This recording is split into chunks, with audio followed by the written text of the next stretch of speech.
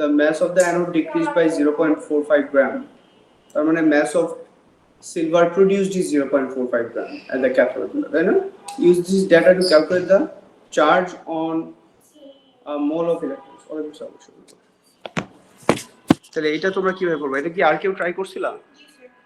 পারছো?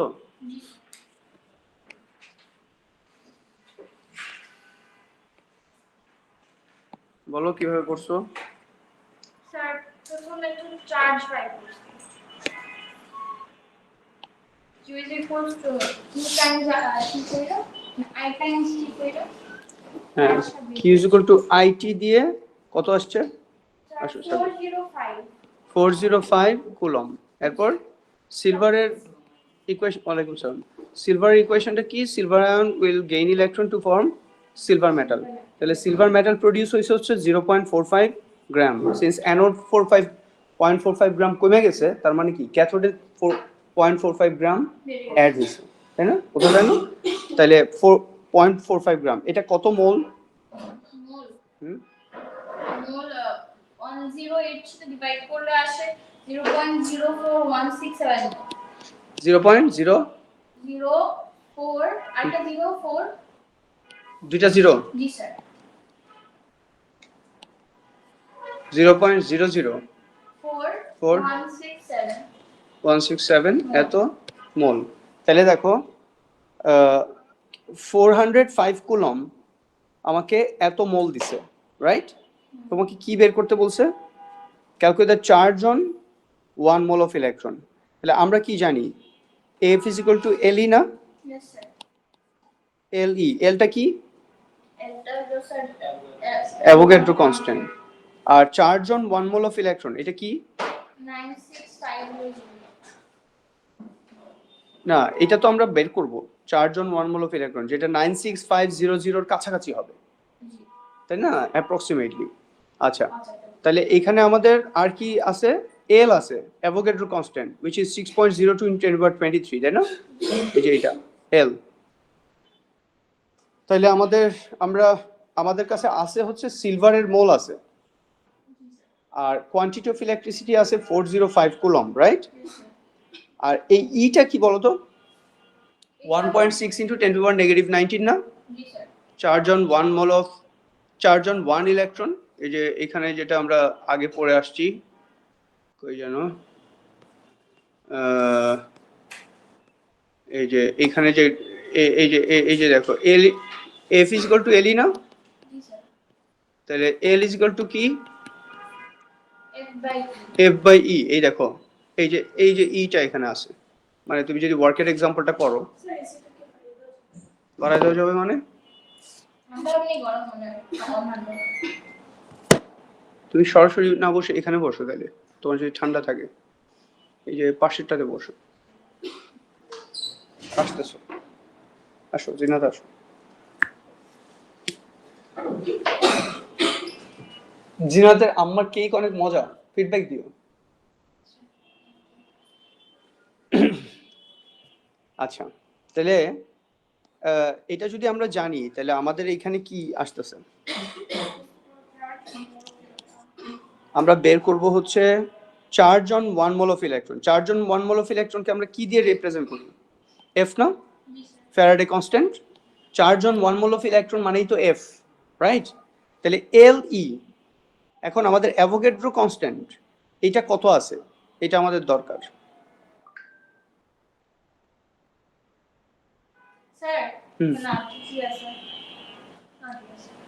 Avogadro constant কত আছে এটা আমাদের দরকার, তাই না? তাহলে ওরা আমাদেরকে বলছে calculate the charge on 1 mole of electron. এটা তাহলে এখন কি করব বলো, বুদ্ধি করো।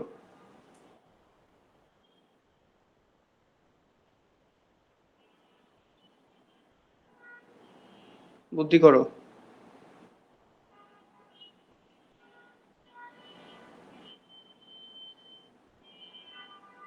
Charge on 1 mole of electron, এই যে দেখো ওরা এখানে বের করছে the charge on 1 mole of electron. এই যে এখান থেকে এই যে মোলটা এটা বের করে 63.5 ডিভাইডেড বাই 0.13। 0.13 কি ছিল? এই যে mass of copper removed from anode is 0.13, বুঝছো? এটার মতো mass of silver removed from anode is আমাদের 0.45 গ্রাম, তাই না?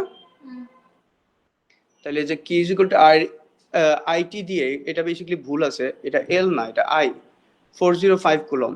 সো টু ডিপোজিট 0.13 গ্রাম উই নিড 408 কুলম। তাহলে আমাদের টু ডিপোজিট এত গ্রাম মানে সিলভার 0.45 গ্রাম উই নিড 405 কুলম, বুঝছো না?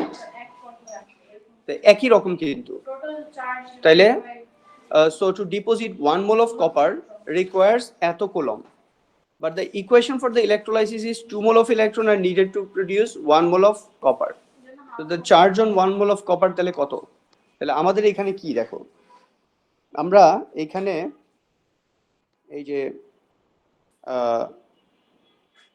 এইখানে যত মোল সিলভার আছে অত মোল ইলেকট্রন আছে না? তাহলে টু আমরা এখানে লিখবো হচ্ছে two deposit 0.004167 mole we need 405 coulomb, right? To deposit 1 mole we need how many? 405 divided by 0.004167 কত আসে? স্যার আসে 97200 97200 এত কুলম। তাহলে charge on 1 mole of electron আমাদের হিসাবে আসে হচ্ছে 97200 coulomb, which is close agreement with 96500 coulomb. এই হচ্ছে আমাদের এখানে ডিসকাশন। নুহা কি আবার অসুস্থ?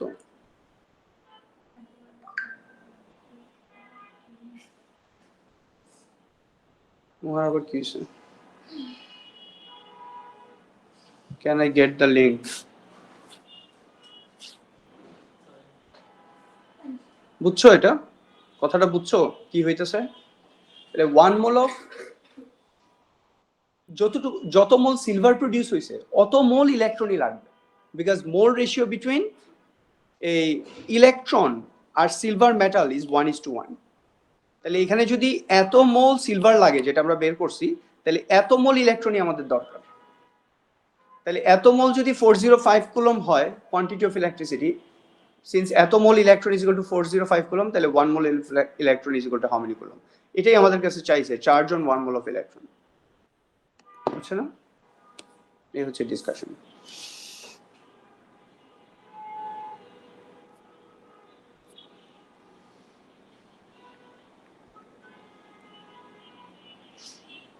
এরপর আরেকজনের না পা ভাঙা, সে কোথায়?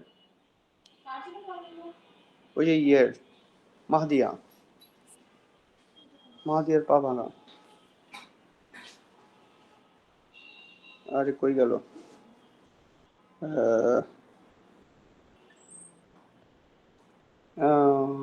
অনলাইন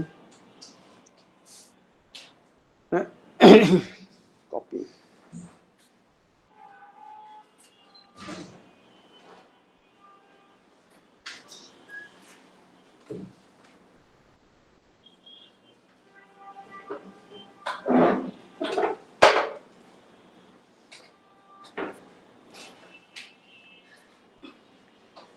আরে স্যার,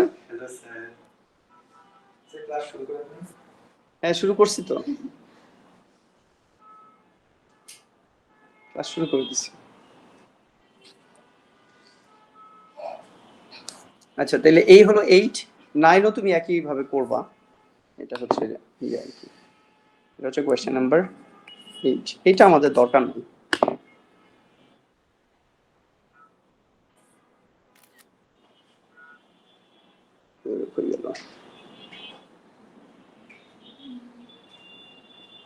Cambridge A2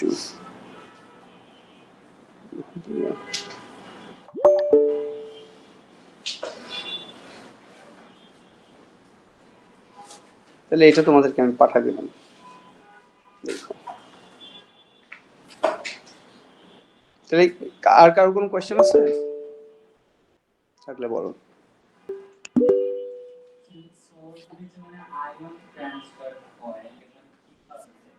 কোনটাতে?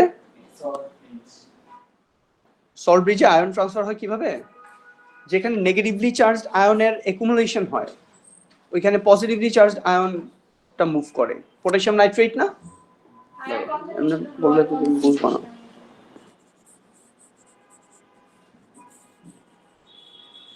হ্যাঁ, এটা বলা যেতে পারে। আচ্ছা, এটা তো না। আসসালামু আলাইকুম। আসো, তুমি বলতেছো হচ্ছে যে স্যার এইখানে এটা না, এটা একটা সার্কিট, এখানে সল্ট ব্রিজে স্যার আয়ন কিভাবে মুভ করে, that is his question. Salt bridge আমরা বলছি যে সল্ট ব্রিজ আমরা বানাই কি দিয়ে? Potassium nitrate in aqua state. এখানে কি কি আয়ন আছে? পটাশিয়াম আয়ন আর নাইট্রেট আয়ন, রাইট? আমরা যে এখানে জিঙ্ক আর কপার দিয়ে এই সেলটা বানাইছি, এই জিঙ্ক 2+ কি শুধু আমরা জিঙ্ক 2+ দিছি?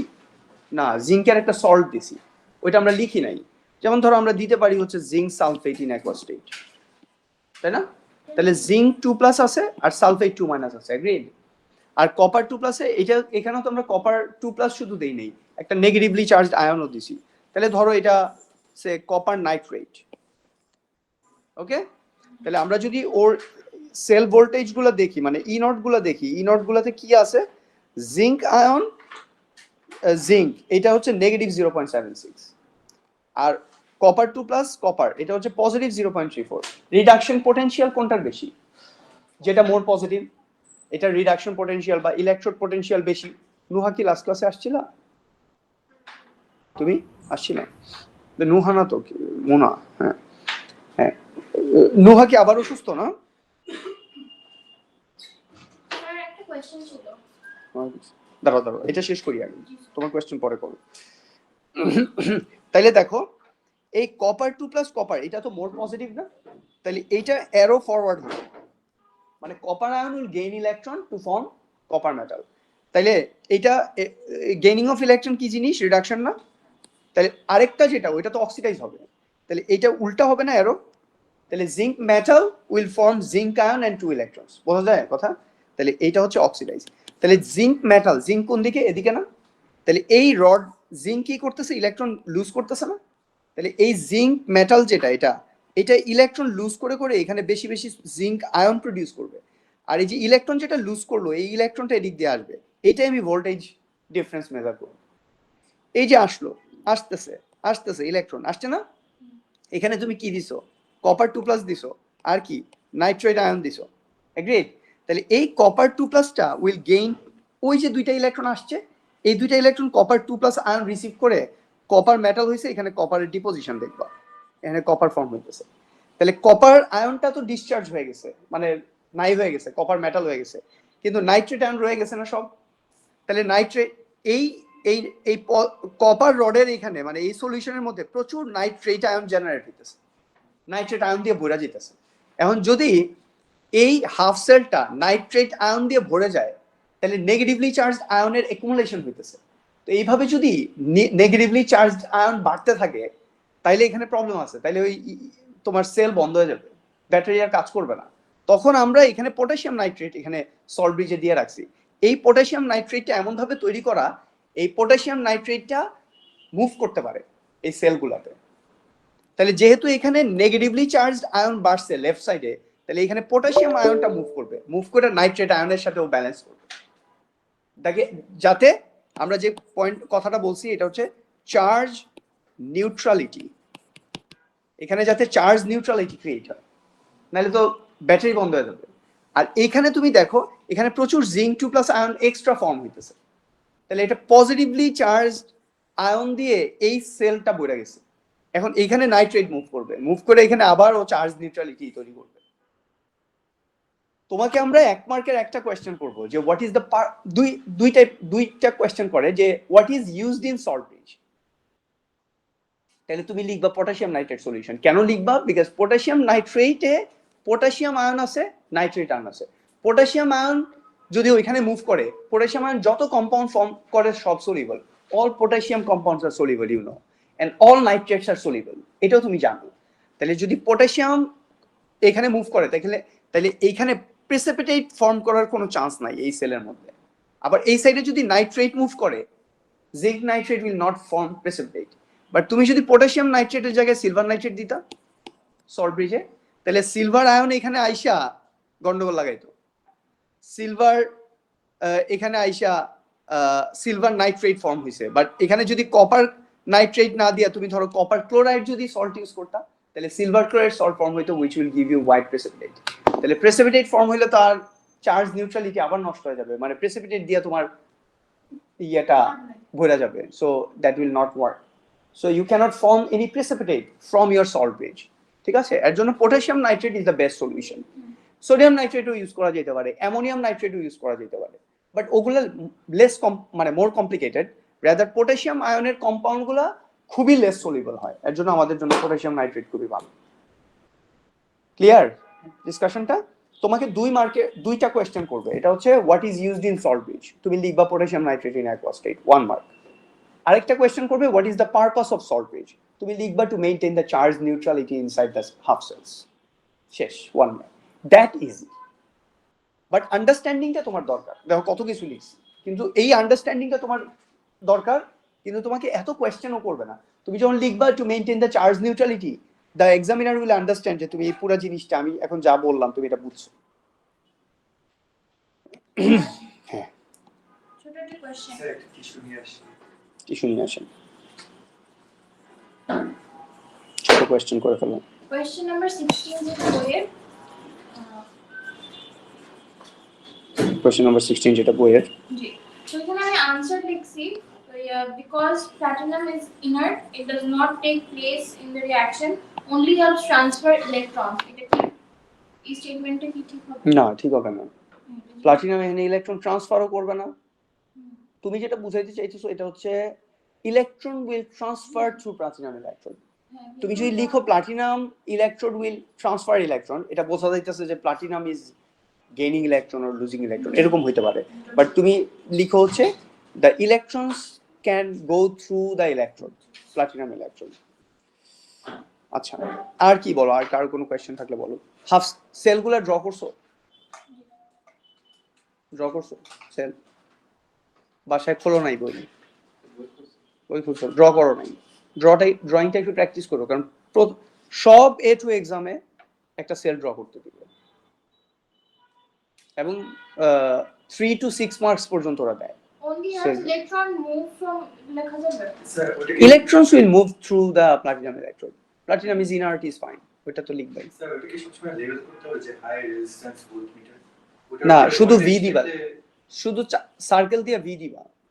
আচ্ছা, ভোল্টমিটার হাই রেজিস্ট্যান্স কেন? So it does not. So it does So it does not affect the resistance. It does not absorb some electrons, মানে ও যাতে ইলেকট্রন খায় না ফেলে।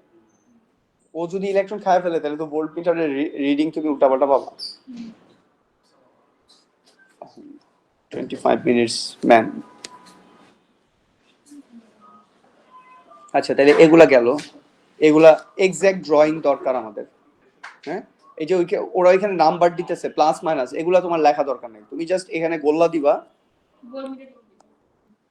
গোল্লা দিয়ে শুধু ভি লিখবা, ভোল্টমিটারও লেখা দরকার নেই, ওইটার জন্য 0.5, বুঝছো?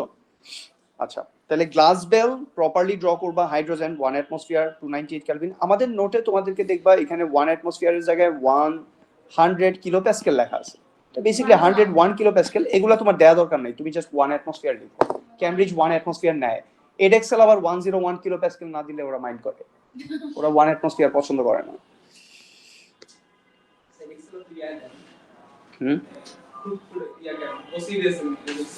আছে, ও এটা ক্যামব্রিজেরও আছে কিছু কিছু জায়গায়, ওসিডি সবারই আছে, ওসিডি ছাড়া কেউ নাই।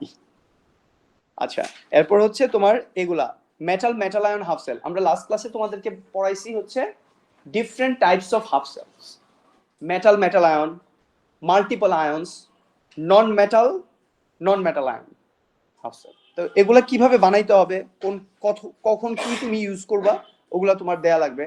আমরা বলছি ইকুয়েশন দেখে দেখে এগুলো সব ড্র করবা, ইকুয়েশন দেখে দেখে। এই যে এইটা ধরো এক্সামে দিলে অনেকেই আটকায় যাবা যে স্যার সালফাইড আয়ন যেটা, ওইটারে কি করব, মানে সালফারটাকে কি করব, সালফাইড আয়ন যেটা, এটা তো বুঝলাম, এটা 1 mole per DM cube sir, hydrogen ion 1 mole per DM cube, এগুলো সব বুঝছি, কিন্তু সালফার সলিডটারে কি করব, সালফার সলিড এই যে এইভাবে নিচে লেভেল করে দিবা যে সালফার সলিড আছে। সেম কোশ্চেন আয়োডিন যে লাস্ট ক্লাসে আয়োডিনও সেম ঢাইলা দিবা, এটা জমে থাকবে জমা থাকুক। জমা থাকুক, এটা জমা থাকলেই ওটা ওইখানে আয়ন ইলেকট্রন এক্সচেঞ্জ হবে বিটুইন দিস এন্ড দ্যাট। আচ্ছা ওকে, আর কি এগুলো গেল। আচ্ছা এবার এখানে আমার একটা কথা বলার আছে। আমরা যদিও তোমাদেরকে বলতেছি যে কোনো ইয়ে ইউজ করা দরকার নাই, এরকম ফর্মুলা ইউজ করা দরকার নাই to calculate the cell voltage, এরকম ফর্মুলা ইউজ করা দরকার নাই, বাট এটা একটু বোঝাটা দরকার যে ই নট ক্যাথোড আর ই নট অ্যানোড, তাহলে ক্যাথোড কোনটা অ্যানোড কোনটা। যেটা বেশি পজিটিভ হলে ক্যাথোড হওয়ার কথা না স্যার? দেখো very good, the half cells with more positive E naught is the cathode. এটা ভালো করে আন্ডারলাইন করো, বিকজ এখানে রিডাকশন অকার। রিডাকশন অকার মানে কি? Copper 2+ is gaining electron to form copper metal. এটা কি অক্সিডেশন না রিডাকশন? এটা কি অক্সিডেশন না রিডাকশন? হ্যাঁ, রিডাকশন। তাহলে এটা যেহেতু রিডাকশন হয়, দিস ইজ বেসিক্যালি এটা যেই ইলেকট্রোডটার মধ্যে হবে ওই কপার ইলেকট্রোডটা, এটা একটা cathode, because cation is moving there. বুঝো নাই? আমরা ক্যাথোড ইলেকট্রোলাইসিস যখন পড়াইছি তখন ক্যাথোড কি বলছিলাম? ক্যাটায়ন যেটাতে যায় ওইটা হচ্ছে ক্যাথোড, রাইট? ক্যাটায়ন যেখানে যায় ওইটা হচ্ছে ক্যাথোড। তাহলে তোমার আচ্ছা, তাহলে এই ইকুয়েশনটা দিয়ে তোমার বলি, তোমার যেহেতু ঝামেলা। এই যে এখানে দেখো zinc zinc ion, copper copper 2+, এখানে তোমরা বলতেছো এইটা হচ্ছে মোর ইলেকট্রোড পোটেনশিয়াল, মানে কি রিডাকশন পোটেনশিয়াল। তাহলে এখানে কি হবে? Copper ion will gain electron to form copper metal, আর zinc will lose electron to form zinc 2+ ion and 2 electrons. Agreed? তাহলে এইটা রিডাকশন, এইটা অক্সিডেশন। তোমাদেরকে আরো শর্ট করে আমরা বলছিলাম, কি বলছিলাম? অক্স এন্ড বলছিলাম না? রিডাকশন কোথায় হবে? ক্যাথোডে। আর অক্সিডেশন হবে অ্যানোডে। আমি কি বুঝতে পারছি? তাহলে একটা আমাদের ব্যাটারিতে কোন সেলটা, কোন হাফ সেলের ইলেকট্রোডটা হচ্ছে ক্যাথোড, কোনটা anode, that you need to understand. কোনটা কি হবে? তাহলে যেটার ই নট বেশি ওটা ডেফিনেটলি ক্যাথোড হবে, বিকজ ওখানে রিডাকশন হবে। তাহলে ox and red cat, reduction at the cathode, right? তাহলে এটা তুমি শর্টকাট ভাবে এগুলা তুমি মনে রাখতে পারবা। আচ্ছা এখানে আরেকটা জিনিস দেখো, সেল নোটেশন। এটা লাস্ট ক্লাসে আমি বলি না, আমি বলছিলাম নেক্সট ক্লাসে বলবো। সেল নোটেশন, ঠিক আছে? একটা সেল, একটা হচ্ছে তুমি সেল ডায়াগ্রাম ড্র করলা, আর একটা হচ্ছে সেল নোটেশন তুমি কিভাবে লিখবা। তোমাকে যদি লিখতে বলে যে বললো যে এই কপার 2+ কপার, জিঙ্ক 2+ জিঙ্ক, এই দুইটা ইকুয়েশন দিয়ে বললো, এবার এটা সেল নোটেশনটা লেখো। বোঝা গেছে কথাটা? সেল নোটেশন কিভাবে লিখবা? সবসময় যেটা করা লাগে এটা হচ্ছে অক্সিডেশন দিয়ে আমরা স্টার্ট করি, রিডাকশন দিয়ে এন্ড করি। দেখো মাঝখানে এটাকে তুমি চিন্তা করতে পারো, it is the salt bridge, it is the salt bridge. মাঝখানে দুইটা বার, খেয়াল করছো? এবার লেফট সাইডে কি লিখবা? অক্সিডেশন। মানে তোমরা তো দেখছো যে কপার 2+ কপারের ই নট হচ্ছে মোর পজিটিভ, তাহলে ওইটা রিডাকশন হবে। তাহলে রিডাকশন যেটা হবে এটা রাইট সাইডে থাকবে, অক্সিডেশন যেটা হবে এটা লেফট সাইডে হবে। হ্যাঁ, না না না, মেনশন করা লাগবে না, জাস্ট এই যে বক্সের ভিতরে যেটা ড্র লেখা আছে এটা হচ্ছে সেল নোটেশন, এটার এই সেল নোটেশন বলে। না ওটা তুমি এটা চেঞ্জ করতে পারবে না, সেল নোটেশন লেখার সিস্টেম এটা। তুমি যেভাবে করো, তুমি যেভাবে রিঅ্যাকশনটা লিখো, কি রিঅ্যাকট্যান্ট লেফট সাইডে লিখো, প্রোডাক্ট রাইট সাইডে লিখো, এভাবেই তো লিখো।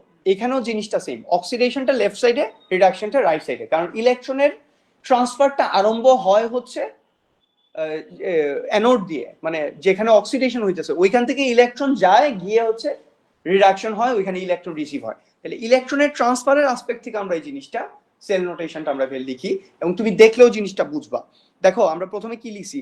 জিঙ্ক 2+ হইতেছে, তার মানে that is the oxidation equation. Zinc is making zinc 2+, and copper 2 plus ion is making copper. তাহলে এটা দেখো আগে আয়নটা আসছে এরপরে হচ্ছে মেটালটা আসছে, আর এখানে হচ্ছে উল্টা। বোঝা যায় সবাই কথাটা?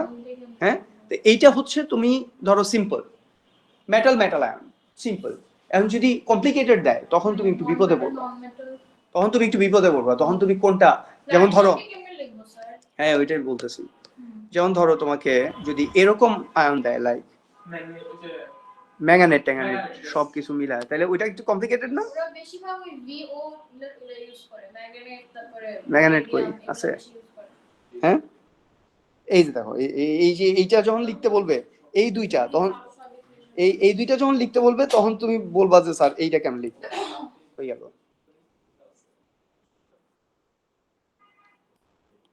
এই যে যেমন বললো ধরো এইটা আর এইটা দিয়া সেল নোটেশন লেখো। উপরেটা বলো, সমস্যা নাই, নিচেরটা কেমনে বলবো? হ্যাঁ উপরেরটা পারবা, তাও এখানে তো আবার এক্সট্রা ইলেকট্রন আছে। প্লাটিনামটা কোন জায়গায় লিখবা? এখানে প্লাটিনাম লাগবে না? স্যার ও প্লাটিনাম এরর ইয়া লেখা কম ক্যাথোড অ্যানোড কি দিছি? না, হ্যাঁ ওটা লিখতে হবে না। তুমি তো ক্যাথোড অ্যানোড লিখছো, মানে তুমি তো ইলেকট্রোড লিখছো না। জিঙ্ক 2 প্লাস এর মধ্যে জিঙ্কটা কি? ইলেকট্রোড। জিঙ্ক 2 প্লাস টা কি? That is the ion. আবার কপার 2 লেখা লাগবে না, আয়ন জাস্ট চেঞ্জ করে লেখলে হবে না। তুমি কি ইলেকট্রোড দিছো এটাও মেনশন করা হবে। কেন এটা দরকার? কারণ তোমার এখানে তো আয়নটা কেন দরকার, that is a point, but তুমি কি ইলেকট্রোড ইউজ করতেছো সেল নোটেশন ওইটাও থাকে। মানে সেল নোটেশনটা দেখলে বোঝা যায় যে এখানে কিভাবে তুমি সেলটা বানাইছো, because it is representing the cell in word other than drawing, তাই না? তাহলে এইটা কিভাবে করবা এটা একটু ভালো করে খেয়াল করো, একটু নোট নাও, একটু লিখেও নাও। আমি তোমাদের জন্য এটা আরেক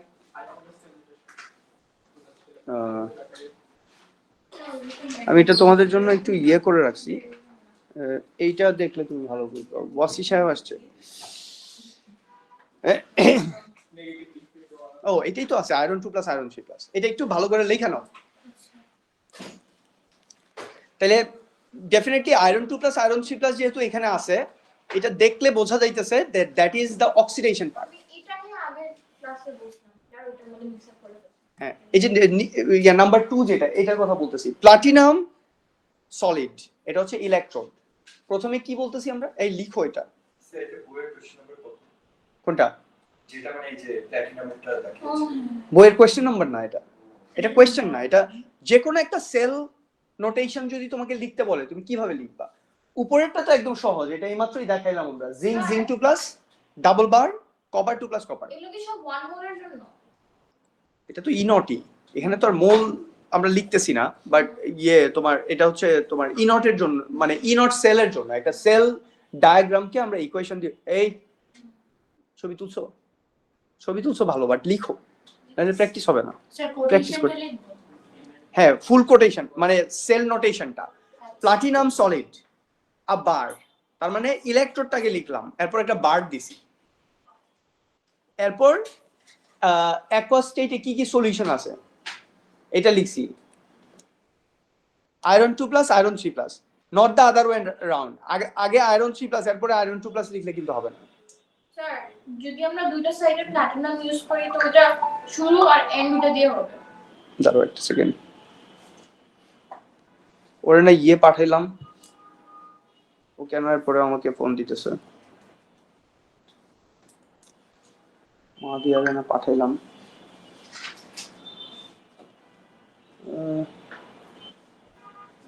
Not getting your request.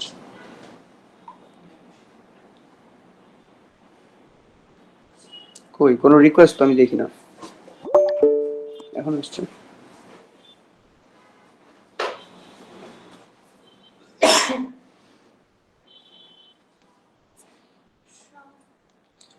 তাহলে তুমি দেখো iron 2 plus is losing electron to form iron 3 plus, তার মানে এটা একটা oxidation, right? Oxidation. Then double bar দিয়ে আমরা কি বুঝাইতেছি? Salt bridge. তাহলে আমাদের অক্সিডেশন হাফ শেষ, এবার reduction half. Manganate ion, hydrogen ion is forming manganese 2 plus and water. ঠিক আছে, এটা হচ্ছে রিডাকশন। তাহলে রিডাকশনের জন্য তুমি ইকুয়েশন দেখলেই তো বুঝবা যে ম্যাঙ্গানেট এন্ড হাইড্রোজেন আয়ন আছে, এই যে দেখো ইকুয়েশনটা খেয়াল করো, এই যে manganate and hydrogen ion in the left hand side, right? এই যে তার মানে এইটা, এই দুইটাতে ডেফিনেটলি ই নট এইটা পজিটিভ, মানে মোর পজিটিভ, আর ই নট এইটা ধরো হচ্ছে নেগেটিভ। এভাবেই তো আছে জিনিসটা, সরি উল্টা বলছি, সাবাইড মোশন ধরে যাবে। যাবো যাবো যাবো একটা সেকেন্ড। এইটা নেগেটিভ, এটা পজিটিভ, তাহলে কোনটা রিডিউস হবে? রিডিউস হবে কোনটা? এইটা রিডিউস, বিকজ এটার ই নট মোর পজিটিভ, তাহলে এইটা অক্সিডাইজ, তাহলে এইটা আগে লিখবা। সিন্স এখানে মাল্টিপল আয়ন আছে, তাহলে কি লিখবা? প্লাটিনাম সলিড, ঠিক আছে, বার, ওকে। এরপর since it is this one is oxidation, it has less E not value, তাহলে এইটা অক্সিডাইজ হবে। তাহলে আগে আমি লিখবো আয়রন 2 প্লাস অ্যাকোয়াস, এরপর কি আয়রন 3 প্লাস অ্যাকোয়াস, এগ্রিড। এবার সল্ট ব্রিজ, ওকে। সাবিয়া বোঝা যায়? বলো কোন জায়গাটা রিপিট করবো বলো। প্রথমে প্লাটিনাম ইলেকট্রোড দিলাম, কারণ আমরা দেখছি এটা অক্সিডেশন। সেল নোটেশন আরম্ভ হয় কোত্থেকে? অক্সিডেশন থেকে, অক্সিডেশন হাফ সেল থেকে। তাহলে অক্সিডেশন হাফ সেলটা আগে রিপ্রেজেন্ট করতেছি। তাহলে ফার্স্ট হচ্ছে platinum, then since it is oxidized iron 2 plus হচ্ছে রিঅ্যাক্ট্যান্ট, আয়রন 3 প্লাস প্রোডাক্ট। তাহলে রিঅ্যাক্ট্যান্ট আগে, প্রোডাক্ট পরে, iron 2 plus then iron 3 plus লিখছি। এরপর তাইলে আমাদের একটা হাফ সেল লেখা শেষ। এবার আমরা সেকেন্ড হাফ সেল লিখতেছি। এখানে কি হইতেছে? রিডাকশন। তাহলে রিডাকশন যেহেতু হইতেছে, এটা সাইন কি? ফরওয়ার্ড না, বিকজ গেইন অফ ইলেকট্রন। তাহলে এটা গেইন অফ ইলেকট্রন আছে। এখানে দুইটা আয়ন কি কি আছে? MnO4 মাইনাস, আর কি অ্যাকোয়াস স্টেটে, কমা আরেকটা কি আছে? Hydrogen ion, right? এবার এটা হচ্ছে রিঅ্যাক্ট্যান্ট, বার দিছি। এবার প্রোডাক্টে কি আছে? ম্যাঙ্গানিজ 2 প্লাস অ্যাকোয়াস স্টেটে, আর কমা ওয়াটার আছে, এগ্রিড। আর লাস্টে কি আছে? প্লাটিনাম সলিড, বিকজ দুইটাই প্লাটিনাম সলিড। এই হচ্ছে তোমার ইকুয়েশন। কমপ্লিকেটেড কিন্তু, বুঝো নাকি বল? না বুঝলে জিজ্ঞেস করো, আবার বলি। স্যার আবার একটু বলেন প্লিজ। আবার বলবো। কোনটা কোনটা বুঝতে ঝামেলা হইতেছে এটা আমাকে বলো, তাইলে বেটার, তাহলে আমার জন্য ইজি। সল্ট ব্রিজের একদিকে একটা রিঅ্যাকশন, আরেকদিকে আরেকটা। এটা প্লাটিনাম, এটাও প্লাটিনাম, দুইটাই platinum electrode, because multiple ions আছে, রাইট? আচ্ছা, এইবার আমরা বলতেছি, আমরা ই নট দুইটা ধরে নিছি, যে এটা হচ্ছে নেগেটিভ ই নট, এটা পজিটিভ ই নট, এগ্রিড? তাহলে যদি এরকম হয়, মানে মোর পজিটিভ যেটা, ওইটা কি হবে? রিডিউস হবে, তাহলে লিখছি রিডিউসড। আর যেটা লেস, মানে লেস পজিটিভ যেটা, এটা অক্সিডাইজড। এটুকু বুঝছো সবাই, এভরিওয়ান? জি স্যার। জিনাত, ওকে। আচ্ছা, তাহলে আমরা স্টার্ট করি কি, সেল নোটেশন স্টার্ট করি কি থেকে? অক্সিডেশন হাফ থেকে। তাহলে অক্সিডেশন হাফে ফার্স্টে কি লিখি? ইলেকট্রোডটা। ইলেকট্রোডটাতে কি হইছে? Iron 2 plus is losing electron to form iron 3 plus. তাহলে iron 2 plus then iron 3 plus. Sir আপনার দিকে ডট দাও মানে কি রিঅ্যাক্টর না, যেমন অন্য বইতে দাও, আমার কি এখানে আরেকটা স্ল্যাশ দেওয়া উচিত ছিল না? কোনটা? যে Fe2 প্লাস এর মাঝখানে স্ল্যাশ, কমা, কমা, হ্যাঁ কমা দেওয়া লাগবে। কমা দেওয়া লাগবে এখানে।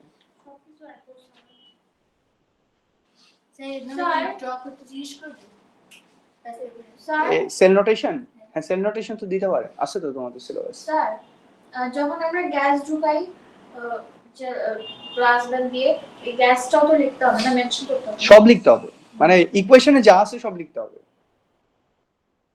আচ্ছা, তাহলে iron 2 plus is forming iron 3 plus. এরপর একটা ডাবল বার কি রিপ্রেজেন্ট করে? Salt bridge. তাহলে এটা একটা সেল শেষ হয়ে গেল। এবার নেক্সট সেলে কি হয়েছে? রিডাকশনে তো ইকুয়েশন যেভাবে আছে ওইভাবেই থাকবে। তাহলে এখানে কি কি আছে আয়ন? ম্যাঙ্গানেট আয়ন আর হাইড্রোজেন আয়ন। আমরা লিখছি manganate ion aqueous, hydrogen ion এটাও অ্যাকোয়াস লিখতে হবে, কমা। এটা হচ্ছে এক রিয়াক্ট, সিন্স মাল্টিপল রিয়াকট্যান্স আছে এর জন্য কমা দিয়ে আমরা এটা লিখছি, এরপর একটা বার দিছি বিকজ এখানে মাল্টিপল আয়ন্স আছে, কারণ এখানে কমা দিয়ে কোনো কিছু বোঝানো যাইতেছে না। আমি কি বুঝাতে পারছি? তাহলে আরেকটা বার দিছি, দিয়ে আমরা রাইট সাইডে কি আছে, ম্যাঙ্গানিজ 2+ এন্ড ওয়াটার, এটা লিখছি। তাহলে রিডাকশনের ইকুয়েশন রিঅ্যাক্ট্যান্ট প্রোডাক্ট, অক্সিডেশন ইকুয়েশনেও রিঅ্যাক্ট্যান্ট প্রোডাক্ট। রিঅ্যাক্ট্যান্ট কোনটা? এই যে আয়রন 2+, এর জন্য এটা আগে লিখছি। প্রোডাক্ট কোনটা? আয়রন 3+, এর জন্য এটা পরে লিখছি, কারণ এটা অক্সিডাইজ। এই যে এখানে না, কারণ স্ল্যাশ ছাড়া এটাকে তো ইয়ে করতে, ডিফারেন্সিয়েট করা যেতেছে না, বুঝছো? আর slash কারণ এখানে মাল্টিপল আনসার আছে তো, এর জন্য এইভাবে দিছি। আর ওইখানে কমা দিয়েই বোঝানো যাইতেছে যে এখানে, কারণ কমার আগে দুইটা আয়ন আছে, এরপরে হচ্ছে সল্ট ব্রিজ আছে, তার মানে আয়রন 2+ ফর্ম আয়রন। কোথায়? এখানে সমস্যা হবে না, বাট এখানে তো সিঙ্গেল আয়ন আছে, এখানে কমা দিয়েই বোঝানো যাইতেছে যে এখানে কি হইতেছে। যদি দেই সমস্যা নাই। আমরা নরমালি সিঙ্গেল আয়ন থাকলে আমরা ইয়ে দেই না, ঠিক আছে? এটা তো এইভাবেই আছে মনে হয়, এই যে দেখো কমা দিয়েই দেখানো আছে, এইভাবেই দেখানো থাকে নরমালি। কিন্তু এই যে এইখানে এই যে দেখো, তুমি যেটা বলছো স্ল্যাশ দিলে সমস্যা হবে কিনা, দেখো জিঙ্ক 2+ কি কিন্তু আমরা স্ল্যাশ দিয়েই দেখাইছি। স্যার আমরা সলিড মাল্টিপল আয়ন্স আছে দেখা আমরা এটাকে কমা দিয়ে আমরা সলিড দেখাইতেছি। কে আলাদা রাখি আর অ্যাকোয়াস গুলোকে একসাথে রাখি, তো ডিফারেন্সিয়েট করা যায়, মানে ও স্যার বোঝা যায় হ্যাঁ। কোডটা দেখে কোটেশন হ্যাঁ এইটা না, স্যার এটা ছবি তুলে একই জিনিস। আচ্ছা, আর লাস্টে দেখো বার দিয়ে একটা প্লাটিনাম ইলেকট্রোড আছে, এখানেও প্লাটিনাম ইলেকট্রোড দিয়ে স্টার্ট হয়েছে, এখানে প্লাটিনাম ইলেকট্রোড দিয়ে এন্ড হয়েছে। তখন হবে যখন দুই সাইডে প্লাটিনাম Platinum আছে। থাকে, একটা সাইডে যদি প্লাটিনাম থাকে আরেকটা সাইডে আয়রন থাকে, তো এরকম করে শেষ করতে হবে না, একটা দিয়ে শুরু আয়রন দিয়ে শেষ।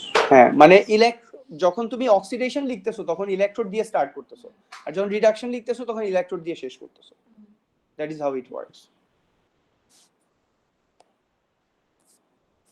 শেষ হলে বলো, আর কোনো কোয়েশ্চেন থাকলে বলো।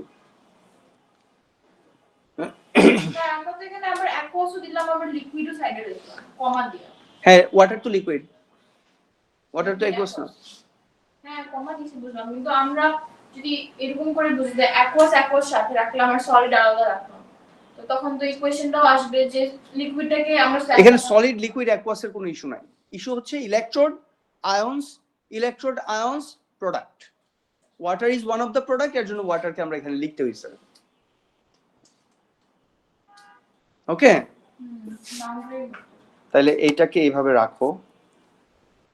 ইভেন দো এই কোয়েশ্চেনটা পাস পেপারে তোমরা খুবই কম পাবা, বাট স্টিল সিন্স আমাদের সিলেবাসে আছে, ধরো একটাও পাস পেপারে নাই, স্টিল আমাদের তো শিখা দরকার। প্রথম তোমরাই পাইলা, কিন্তু কিছু করার নাই। 2016-17 এর মধ্যে আসে। আছে, আচ্ছা থাকলে তো আছে। স্যার প্রথম আমরা পাইলে স্কিপ। হ্যাঁ, স্কিপ করে তো Searching school. হ্যাঁ। আর হচ্ছে কোশ্চেন চেঞ্জ করো কলম দিয়ে আচ্ছা, এডিট। তাহলে এগুলো আমরা বললাম, আমাদের মোটামুটি কাজ শেষ এই পর্যন্ত।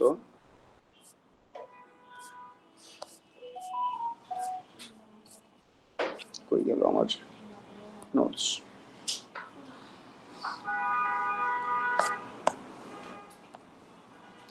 তাহলে এইগুলো আমরা সব বলে ফেলছি মোটামুটি আলহামদুলিল্লাহ। ক্যাথোড অ্যানোড, এটা তোমরা সেল ভোল্টেজ ক্যালকুলেট করতে পারো এখন, এগুলো পারো, এক্সাম্পল এগুলো পারো। এরপর মাল্টিপল আয়ন্স আমরা অলরেডি বলছি, কোনো কোয়েশ্চেন থাকলে বলো। মাল্টিপল আয়ন্স পর্যন্ত আমাদের কোনো প্রবলেম নাই। জাস্ট ফর প্র্যাকটিস আমরা যেগুলো সেল অলরেডি ড্র করে ফেলছি ওগুলার সেল নোটেশন ট্রাই করতে পারি। জাস্ট সব তো ট্রাই করা দরকার নেই, এত সেল নোটেশন কেমনে তুমি ট্রাই করবে? এটা করলে তো হ্যাঁ, ওগুলো করো না, করতে প্র্যাকটিস করতে তো সমস্যা নাই, বাট মেক শিওর যে প্র্যাকটিস, ওভার প্র্যাকটিস করো না। ওভার প্র্যাকটিস করলে আবার দেখবা যে সব খায় ফেলছো। মানে জিনিসটা মাথায় নেওয়ার চেষ্টা করো যে এটা কি হইতেছে। একটা লেখা চিন্তা করলা যে এখানে কি হইলো, তো এটা তুমি মাথায় নেওয়ার চেষ্টা করো। তোমার ব্রেইন সেলকে বলো যে তুই এটা বুঝ। সো অনেক কাজ করলা, কিন্তু মাথায় যদি না থাকে তাহলে তো ঝামেলা। ধরো মেটাল আয়ন একটা করলা, মাল্টিপল আয়ন্স একটা করলা, তাহলে তো হয়ে গেল মোটামুটি। আচ্ছা, ফিজিবিলিটি অ্যান্ড রেডক্স প্রেডিকশন আমরা এখানে চাইতে চাই। আমরা একটা রিয়াকশনের ফিজিবিলিটি কিভাবে প্রিডিক্ট করব? আমরা তোমাদেরকে আগেও বলছি যে আমাদের ডেল্টা এস টোটাল বলছিলাম না এন্ট্রপিতে বলছিলাম না delta S total. If delta S total is positive the reaction is feasible or not. Delta S total if positive feasible, এটা বলছিলাম না। আর ডেল্টা জি যদি নেগেটিভ হয় তাহলে রিঅ্যাকশনটা ফিজিবল। নেগেটিভ ডেল্টা জি যদি নেগেটিভ হয় তাহলে রিঅ্যাকশনটা feasible. E cell E not সেলটা ডেল্টা এস টোটালের মতো। তোমরা নিজেরাও দেখছো যে ই সেল যখন পজিটিভ ভোল্টেজ আসতেছে, ই নট সেল যদি পজিটিভ হয় তাহলে রিঅ্যাকশন ইজ ফিজিবল। কারণ তোমরা দেখছো যে ই সেল পজিটিভ মানে কি, এখানে ভোল্টেজ জেনারেট হইতেছে, তার মানে আমরা এটা দিয়ে এটা ওয়ার্কেবল, কাজ করা যাবে, লাইট জ্বালানো যাবে, ফ্যান চালানো যাবে, ফোন ইউজ করা যাবে, ঠিক আছে? তাহলে এটাই আমরা ফিজিবিলিটি রুল হচ্ছে ই নট সেল যদি গ্রেটার দেন 0 হয় তাহলে the reaction is feasible, E not cell যদি লেস দেন 0 হয় তাহলে রিঅ্যাকশন ইজ নট ফিজিবল, ঠিক আছে? আচ্ছা, অক্সিডাইজিং এজেন্ট রিডিউসিং এজেন্টের অ্যাসপেক্টে যদি তুমি বলো, the oxidize species in the half cell with the more positive E naught in the is the stronger oxidizing agent, তাই না? ই নট বেশি মানে কি, এটা খুব ভালো রিডিউস হবে। ই নট সেল না, সেল ভোল্টেজ না, ই নট সেল মানে একটা E not, copper 2 plus 2 electron is equal to copper. E নটটা যদি মোর পজিটিভ হয় তাহলে এটা একটা ভালো কি এজেন্ট, অক্সিডাইজিং এজেন্ট। কেন? The thing which undergoes reduction is the oxidizing agent, you know. তাহলে এটাই আমরা বলছি, জাস্ট তুমি যখন অক্সিডাইজিং এজেন্টের অ্যাসপেক্টে ডিসকাশনটা করবে তখন যাতে তোমার ডেফিনেশনটা খেয়াল থাকে, the thing which undergoes reduction easily is a very good oxidizing agent, ঠিক আছে? তাহলে ই নট বেশি মানে এটা খুব ভালো oxidising agent, because it আন্ডারগোজ reduction easily, right? বোঝা যায়? এর জন্য বারবার আমি বলতেছি যে ইলেকট্রোড পোটেনশিয়াল এই শব্দটাকে তোমরা মাথায় চিন্তা করবা, it is reduction potential. E naught is reduction potential, but কপিতে কখনো লিখবা না, বিকজ রিডাকশন পোটেনশিয়াল ওরা এইভাবে এই টার্মে ইউজ করে না, এটাকে ইলেকট্রোড পোটেনশিয়াল বলছে। বাট তোমরা কি বুঝবা, যখনই ইলেকট্রোড পোটেনশিয়াল বলবে তখন তুমি ধরে নিবা এটা রিডাকশন পোটেনশিয়াল বলতেছে। তাহলে greater the E naught greater is the reduction potential, তাহলে এটা ইজিলি রিডিউস হবে। যেটা ইজিলি রিডিউস হবে, it is a very good oxidizing agent. Sir ব্যাটারিতে তো লিথিয়াম ফ্লোরাইড ইউজ করে না স্যার, বাট সোডিয়াম ফ্লোরাইড বা পটাশিয়াম ফ্লোরাইড তো বেটার ভোল্টেজ জেনারেট করার কথা। তাই করার কথা না, সোডিয়াম আর পটাশিয়াম তো better reducing agent. No, sodium পটাশিয়ামের কথা তো তুমি বলবা না, তুমি আয়নের কথা বলবা। সোডিয়াম ফ্লোরাইড তো বলছি। তাহলে potassium metal is more reactive. এই যে স্যার আমার কথা শুনেন, পটাশিয়াম মেটাল ও যেটা বলতেছে, পটাশিয়াম মেটাল রিঅ্যাক্টিভিটি সিরিজের কথা চিন্তা করো, potassium metal is most reactive, gold metal is least reactive, right? যদি আয়ন বলো তাহলে কি, gold ion is most reactive, তাহলে গোল্ড আয়নের E0 কি হবে? সবচেয়ে হাইয়েস্ট হবে। পটাশিয়াম আয়নের E0 সবচেয়ে কম হবে। স্যার ওইটা তো না, আমাদের তো লিথিয়াম ফ্লোরাইড হচ্ছে ফ্লোরাইডের E not minus lithium E not না, তাহলে তো বাট ফ্লোরিনের ই নট হচ্ছে ম্যাক্স, মানে fluorine minus lithium, lithium metal তো কম, পটাশিয়াম ই নট তো আরো কম, তার মানে গ্যাপটা বড় হবে না, ভোল্টেজটা বড় হবে না, গ্যাপ বড় হওয়ার কথা। তো ভোল্টেজ রেশিও হবে না। আমি পটাশিয়াম আয়ন কেন ইউজ করো না? Potassium fluoride, potassium fluoride, potassium ion কেন ইউজ করো না? এই কোশ্চেনের আনসার এটা কোশ্চেন পটাশিয়াম তুমি জানো নাকি? না তুই জিজ্ঞেস করতেছিস? জানি না তো। পটাশিয়াম আয়ন এটা মনে হয় এটা মনে হয় সেল কন্ট্রোল করা ডিফিকাল্ট। হ্যাঁ, সোডিয়াম মানে তুমি যখন মোর রিঅ্যাক্টিভ, কারণ তুমি যদি বলো পটাশিয়াম আয়ন তাহলে তো সিজিয়াম আয়নও ইউজ করা যেতে পারে, আর মানুষ তো টাকা খরচ করতেছে। ওই দিন দেখলাম বিওআইডি তো ব্যাটারি কার, এখন তো 1 টাকা পার লিটার খরচ হয়, তাই না? 1 টাকা পার লিটার, আর ওইটা হলো আমগো হলো কত 140 টাকা পার লিটার। তো 1 টাকা পার লিটারে তো খুব মজা না? আচ্ছা বুঝলাম 50 লাখ টাকা দিয়ে একটা গাড়ি তুমি কিনছো 1 টাকা পার লিটার, বাট 8 বছর পর তোমার ব্যাটারি চেঞ্জ করতে হবে, 8 ইয়ার্স পর ব্যাটারি চেঞ্জ করতে ব্যাটারির দাম কত? 20 লাখ। তাহলে তুমি 8 বছরে যে পরিমাণ এখন তোমাকে চিন্তা করতে হবে যে তুমি 8 বছরে 20 লাখ টাকার তেল পুরাইতে পারবা কিনা। That is one point. হ্যাঁ ডেফিনেটলি বিওয়াইডি তো কমফোর্ট আছে। বাংলাদেশ হিসেবে এখানে তো পানি অনেক জমে, এর জন্য ইলেকট্রিক কার এত স্টেবল থাকে না। ইলেকট্রিক আর স্টেবল থাকে না, কিন্তু বিওয়াইডি যারা ইউজ করতেছে এদের তো রিভিউ খুবই ভালো ভালো তো। আর বিওয়াইডি তো তোমার টেসলার মার্কেট টার্গেট খায় দিতেছে পুরো। টেসলার দাম দেখো আর দেখো বিওয়াইডির দাম দেখো, সবচেয়ে বেশি মার্কেট খায় দিতেছে আমাদের Tesla. Optimum speed, cost of এরপর ধরো বিওয়াইডি অ্যাক্সিডেন্ট করলে তুমি মরে যাবে, কিন্তু আমাদের ইলেকট্রিক কার যদি অ্যাক্সিডেন্ট করে তাহলে তুমি বড়জোর তোমার পা ভাঙবে, কয়েকদিন শুয়ে থাকবা, এরপর আবার ঠিক হয়ে যাবে। সব দিক দিয়ে পজিটিভ। আর look at the drivers, they are super experienced and they have super speed, তাই না? কয়েকজন যে চালায় দারুণ আমাদের ইলেকট্রিক কার। আমি এই ইলেকট্রিক কার আসার পরে সাথে সাথে আমার বাইক সেল করে দিয়েছি, সাথে সাথে, বিকজ এটা আমার বাইকে আমার অনেক প্রবলেম। কিছুদিন পর পর মোবিল চেঞ্জ করো, একটা বাইকে প্রায় অ্যারাউন্ড 30,000 পার্টস থাকে, 2 দিন পর পর এইটা ওইটা নষ্ট হইতে থাকে, গিয়ে আবার তেল ভরে নিয়ে আসো। আমি তো উত্তরা থেকে বেরোই না, তো তেল ভরতে এয়ারপোর্ট যাওয়া লাগে, এটা আমার জন্য একটা প্রবলেম। এখন আমার কিছুই লাগে না, আর সেম স্পিড এখানে আইসা ওই যে রাকিব স্যার মাঝে মাঝে আমার বাসায় যায়। রাকিব স্যার ধরো বাইক নিল, আমি রিক্সা নিলাম, আমি রিক্সা নিয়ে নাইমা গেলাম, নাইমা আমি ক্লাসে ঢুকে গেছি, রাকিব স্যার পার্কিং করতে করতে আমি কিন্তু ক্লাসে। বুঝছো না? ফুটপাতে চলে যায়, ভালো লাগে না। ফুটপাতে চলে যায়, মানে এই ওরা ড্রাইভার গুলো সব ফুটপাতে যায়, যখন হাঁটে মানুষ অনেক। ও বাইকের ড্রাইভার, হ্যাঁ বাইকের ড্রাইভারদের তো এটা কাজই এটা। হ্যাঁ হ্যাঁ ওইটা করে, পাঠাও করে নর্মাল বাইকারদের। শোনো, তুমি যখন বাইক চালাবা তোমার শান্তি নাই দুনিয়াতে, মানে তোমার ধৈর্য একদম থাকে না, তো তোমার খালি ইচ্ছা হয় যে এটা দাঁড়ায় আছে কেন। 5 এর উপরে উঠে না কি কিসের স্পিড? বাইকে ঢাকা শহরে 5 এর উপরে মানে 5 কিলোমিটার পার আওয়ারে। ও বলতেছে জ্যামের সময় আর কি, বাট ওইটাও লেফট সাইড তো খালি রাখা লাগে হাইওয়েতে, দেখবেন কি গাড়ি একটা দাঁড়ায় আছে, ওইটার তো সবাই মিলা গালি দেয় পিছন থেকে, তো কয়েকটা গালি দিলে ওইটা আবার চাপায়। আচ্ছা এটা সুবিধা আছে। আচ্ছা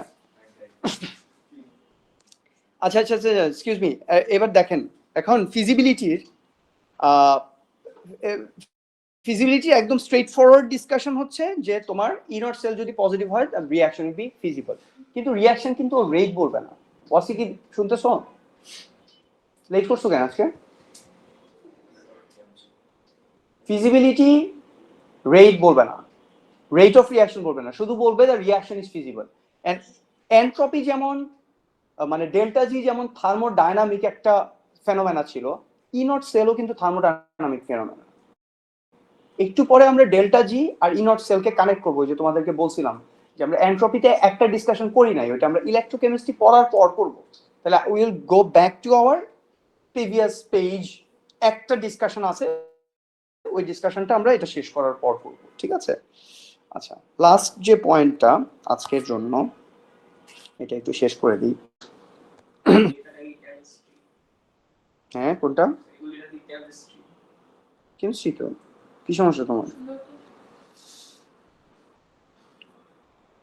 তাহলে এগুলো সব গেল, এগুলো গেল, এগুলো তোমরা তো সব পড়া ফেলছি, আমরা সব পড়াই ফেলছি, সব এগুলো সব পড়াই ফেলছি। তুমি বাসায় গিয়ে পড়বা, দেখবা, তাইলে বুঝবা সব পড়াই ফেলছি। এগুলো ওরা অনেক কিছু লিখতেছে, আসলে এখানে এত কিছু নাই, প্র্যাকটিসের জন্য ওরা অনেক কিছু নিয়ে আসছে। আমি যেগুলো বলতেছি এগুলাই, বাট তুমি প্র্যাকটিসটা তো ডেফিনেটলি বুক থেকে দেখতে থাকবা যে তুমি সব পারো নাকি। আচ্ছা এই যে predict the reaction will ochre or not, E not value দিয়ে, এটা হচ্ছে ফিজিবিলিটি। এই যে দেখো এই টাইপের দিবে, ওয়ার্কের এক্সাম্পল দেখো অনেকগুলো আছে, আমি একটা জাস্ট করি। এটা পেজ নাম্বারটা কেউ একজন বলো তো, ওয়ার্কের এক্সাম্পলের এই পেজ নাম্বারটা।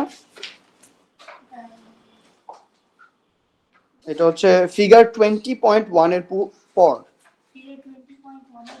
হ্যাঁ 4 to 1. 4 to 1 সবাই একটু ওই ফিজিবিলিটির যে নোটটা আছে ওইখানে আমাদের লেখা রাখো সার্কেল দিয়ে পেজ 4 to 1 এর ওয়ার্ক এক্সাম্পল সবগুলা 3 4 5 এগুলো সব তুমি প্র্যাকটিস করবা। আচ্ছা এবার আসো আমাদের ডিসকাশনে। দেখো এতক্ষণ পর্যন্ত আমাদেরকে ওরা ছেড়ে দিছিল যে তুমি ইনট সেল ক্যালকুলেট করো, এখন ওরা স্পেসিফিক করতেছে। খেয়াল করো, আমাদের বেশিক্ষণ লাগবে না, আমাদের 4-5 মিনিটেই শেষ হয়ে যাবে। দেখো ওরা বলে দিতেছে will iodine oxidize iron 2 plus iron to iron 3 plus iron, মানে দুইটা হাফ সেল যদি তুমি নিজে র্যান্ডমলি যদি দুইটা হাফ সেল নাও এটা তো সবসময় পজিটিভ হবে। পজিটিভ 0.77 নেগেটিভ 0.54 পজিটিভ হবে না সবসময়? কথা ধরতে পারবে না, ব্ল্যাঙ্ক হয়ে আসো। এই দুইটা হাফ সেল দিয়ে যদি তোমাকে আমি বলি ইনট সেল ক্যালকুলেট করো, তুমি কি করবা? সবসময় পজিটিভ হবে না? বড়টা সবসময় পজিটিভ, ছোটটা পজিটিভ 0.77 মাইনাস 0.54, এই তো। তার মানে সবসময় তো পজিটিভ হবে, এটা কখনোই তো নেগেটিভ হবে না। দুইটা যদি নেগেটিভ ভ্যালু হয়, ধরো এইটাও নেগেটিভ এইটাও নেগেটিভ, স্টিল তোমার পজিটিভ ভ্যালু আসবে, রাইট? কিন্তু ওরা এখানে যখন তোমাকে ফিজিবিলিটি স্টাডি করতে দিবে ওরা তোমাকে স্পেসিফিক বলে দিছে কোনটা রিঅ্যাকট্যান্ট কোনটা প্রোডাক্ট। দেখো বলছে will iodine oxidize iron 2 plus, will iodine oxidize iron 2 plus, তাহলে iodine is the reactant, iron 2 plus is the reactant, fixed, agreed? আচ্ছা এবার তুমি ইকুয়েশনে যাও, আয়োডিন কি এখানে লেফট সাইডে, তার মানে আয়োডিনকে অবশ্যই কি হইতে হবে? নেগেটিভ। না মানে এটা কথা শোনো আগে। Iodine positive 0.54, agreed? আচ্ছা আয়োডিন আয়োডাইড হইতেছে, এটা তো রিঅ্যাকট্যান্ট সাইডেই আছে, তাহলে এই ভ্যালুটা আমাকে নেওয়া লাগবে, মানে ও মাস্ট বি রিডিউসড। আর আয়রন 2 প্লাস কোন দিকে আছে? রিঅ্যাকট্যান্টের আয়রন 2 প্লাস, বুঝছো? ও ফিক্স করে দিছে যে আয়োডিনটা রিঅ্যাকট্যান্ট আর আয়রন 2 প্লাসটা রিঅ্যাকট্যান্ট। এবার বলছে এটা কি ফিজিবল নাকি বলা তো। তাহলে আমরা জানি ইনট সেল যদি পজিটিভ হয় তাহলে ফিজিবল, ইনট সেল যদি নেগেটিভ হয় তাহলে ফিজিবল না। এখন রিডাকশন হইছে কোনটা?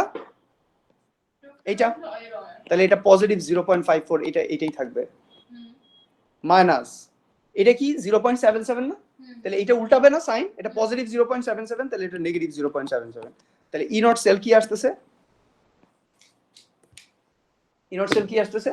নেগেটিভ মাইনাস যাই আসুক, তাইলে the reaction is not feasible as inert cell is less than 0, inert cell is negative। যদি মানুষের ইকুয়েশন না করে আর এটা ওইভাবে করে ফেলে তাহলে তোর আনসার ভুল হবে। অবশ্যই ভুল হবে, ওটা তো ওইভাবে করা যাবে না। ও নিজেই তো, কোয়েশ্চেনটা কি? কোয়েশ্চেনটা হচ্ছে will iodine oxidize iron 2 plus to iron 3 plus, তার মানে রিঅ্যাকট্যান্ট দুইটা fixed, iodine is the reactant and iron 2 plus is the reactant। এবার তুমি ইকুয়েশন থেকে দেখো এটা দুইটা কোন জায়গায় আছে।